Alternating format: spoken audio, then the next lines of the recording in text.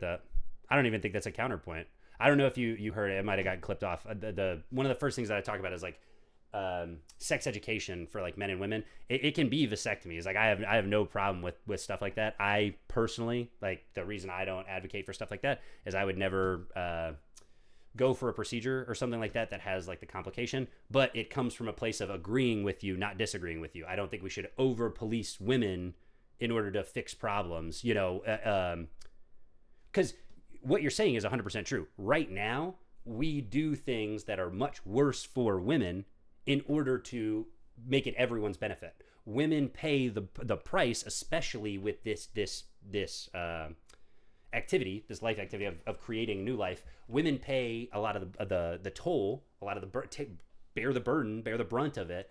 But we only talk about our girls. That is a big thing. That is a big thing with the mainstream narratives. Oh, well, how do we stop women? How do we stop women? How do we stop women? It's absolutely a case. So I think it is. It's definitely something that needs to be brought up, and then having men take some type of onus, some type of responsibility for the other options like vasectomies, like contraceptives, like not having sex. Abstinence can work sometimes. I'm not saying abstinence only because that's been proven to be garbage, but men don't have to have sex all the time, and that responsibility can absolutely be put on men, and not solely, but absolutely can be looked at it, because for a long time now it's been like, oh yeah, like it's only ladies' responsibility. I just don't think that's the case either. So I think I agree with you, yeah, more than you do. But I always appreciate the input.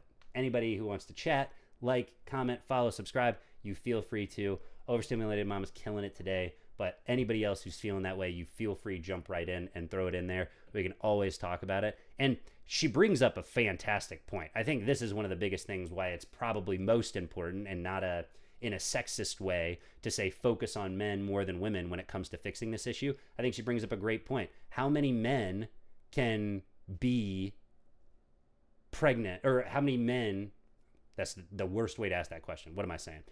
How many women can a man get pregnant in a week? In 9 months? Hundreds?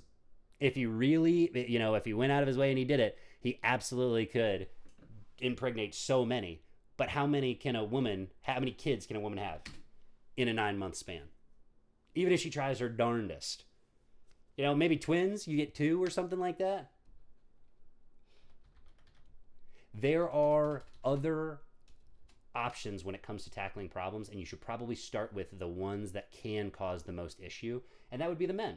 If you can spread faster than anybody else, yeah, we would look at you for the way to mitigate the problem first and stop the outbreak. If we had one person, if it was like an infection thing, and we had girls can infect 1 out of every 100 people they meet, and guys infect 1 out of every 3 people they meet. If we say, hey, guys can't meet as many people as they've been meeting, you don't call that sexist. You call it a fact. Like, oh yeah, if you met 30 people, 10 more people are going to be infected. If she meets 50 people in a day, only 1 person is getting infected tops. There are different ways that you treat this thing. So you probably do have to, Overstimulated Mama has a point, probably do got to go after the guys that could have 30 kids in a year if they really felt like it.